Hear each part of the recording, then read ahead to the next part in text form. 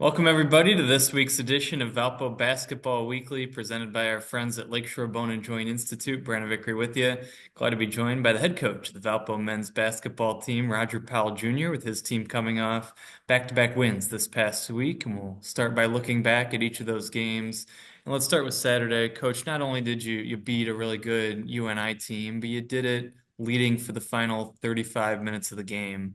What was it that stood out to you about the way your team played on Saturday that led to such a successful performance? Man, to be honest, just some of the adversity we went through early in the year, um, and just some of the hard conversations we had, some of the changes we made, and then you think about some of the close games that we had in league against really good teams, and how it hurt to lose those games, but yet we grew from it. So this was our time, and I just felt like each game that goes by, I mean, this team you're going to see we're going to continue to get better, and that was a sign of it. And that's how I felt. I felt like it was a combination of all the things that we went through, and finally getting to the point where we finished that game, and we finished it without even having to be too close. Your example of finishing a game was on Wednesday against Missouri State. Take me through your perspective on the crazy finish. What prompted you to call the timeout at the end instead of maybe saving that timeout for a potential overtime and using it to ice their free throw shooter that led to the win? Well, I think it was a great game. I mean, this is the Valley. I mean, all these games, a lot of these games have been close, and that's a Valley team on the road that you have to, figure out a way to finish it. And it was a crazy finish, but the end was it was probably one of my best timeouts I've called. And unfortunately for that kid, you hate to see a kid on the line miss a couple free throws, but the game prior, I mean, we would have beat Bradley probably if, Jeff makes his. And it's just part of basketball. And Jeff came up big time last night, and I'm sure that kid's gonna come up big time for his team in the future. But the timeout, I wanted to see. I mean, obviously he got three free throws, and if he made three of them, like we really wouldn't have it. We would have had to, shoot a prayer to win it.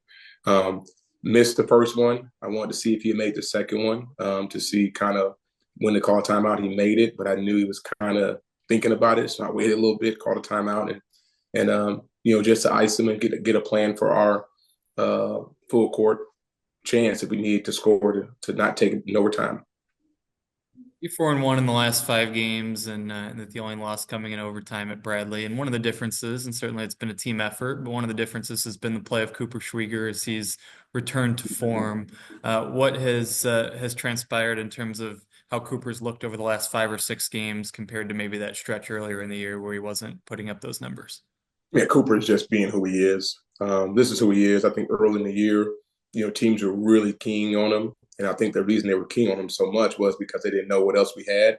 Obviously with Isaiah Stafford being out, and you lose a 17-point game score, I mean, who's going to be a dynamic player once he gets back on the court. It's really good. You got a game plan for Isaiah. You got a game plan for Cooper. But I think early in the year, all the focus was just on Cooper. And I think now he's adjusting to obviously playing that way. But then also other teams are seeing, I mean, we got other dudes, so we can't just key all on him. And I think all those things are a combination of, what he's doing. But I mean, early in the year, man, they were physical with him. They were sending multiple guys at him, and it was really hard on him. And but he's adjusted, and that's what good players do. They adjust, and I'm proud of him. Like about Kaspar Sepp. He went into last season as a freshman, where at the beginning it was maybe he's a role player, and then he earned his way into the starting lineup. And then as a sophomore this year, at the beginning of the season, looked like maybe he'd be a role player for you off the bench. He earns his way back into that starting lineup. What is it that you like about what he brings to the table? He's become one of my favorite players I've coached, and reason being, he nothing was given to him. He never complained.